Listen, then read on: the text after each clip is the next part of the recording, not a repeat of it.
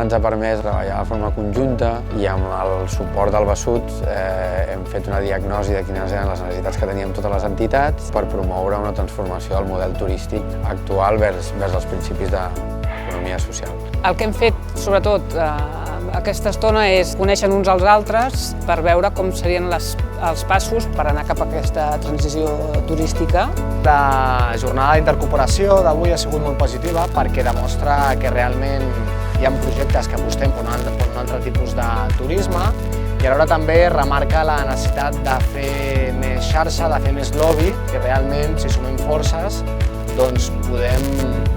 impulsar un altre model, un model més digne, un model més humà i sobretot que el turisme pot ser social i solidari.